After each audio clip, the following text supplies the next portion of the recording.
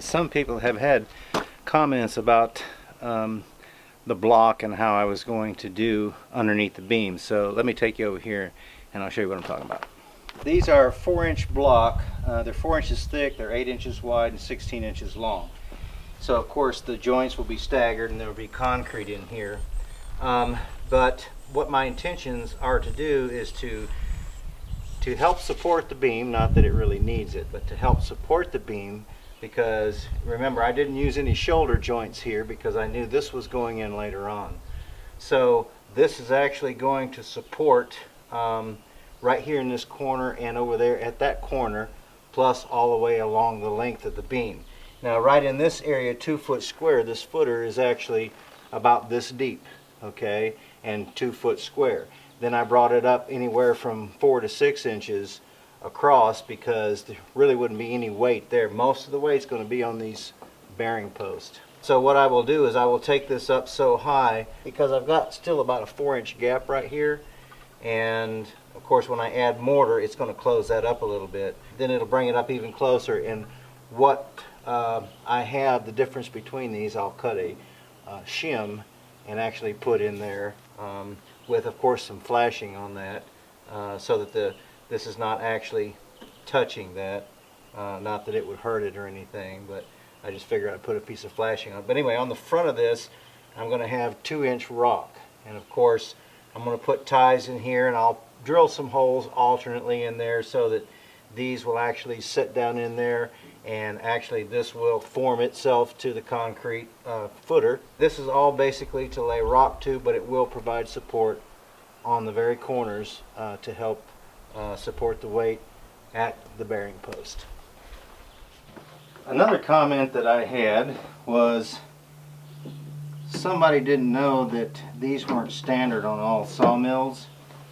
If you can see this, I actually bought these, one for this side and one for that side, and added this.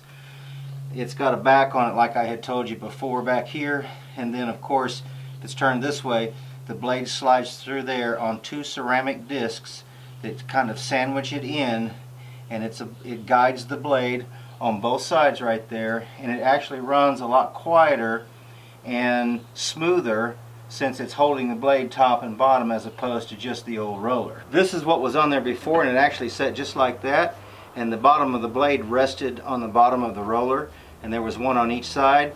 A lot of times though, the one on this side never touched where this rolled. The other one rolled constantly. So I'm not really sure about that, why, but anyway, this right here, like I said, it actually holds them on the top and the bottom, so it holds the blade a lot firmer, and then it keeps it from, it cannot jump off the back. It can still jump off the belts up in here, but it can't jump off the back down here if I get it in a bind. So far it's cutting, I think, better and a whole lot quieter, a lot smoother.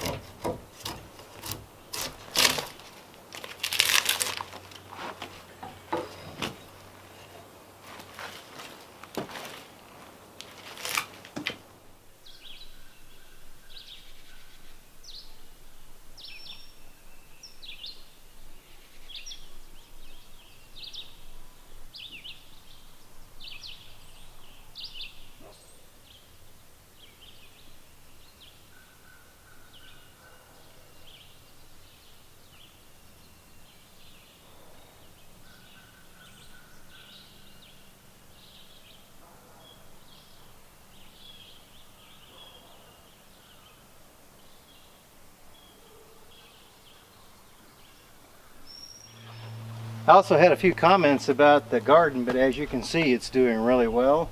We actually did go in here and we scooped out a lot of that dirt mixed with the sawdust that I had in there, and I actually piled it up over there to use later on for the topsoil for the lawn up here.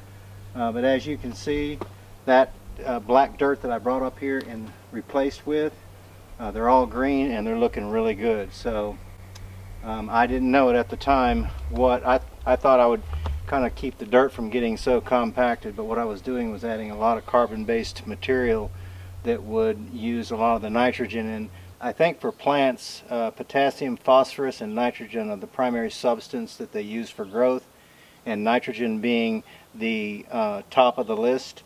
So what I was doing when I added all that carbon-based material, I was actually taking away a lot of the nitrogen unknowingly, but I did correct that mistake, and it's looking really good.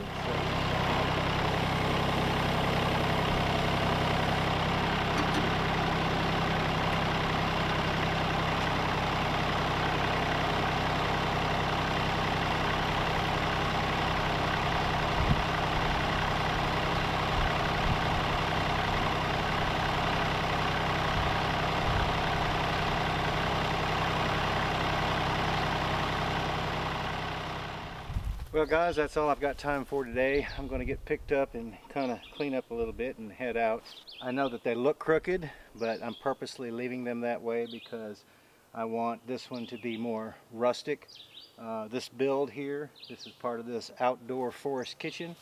So that's the reason that I'm leaving them kind of crooked, and I'm only shaving them on two sides, which would be, you know, my top sill.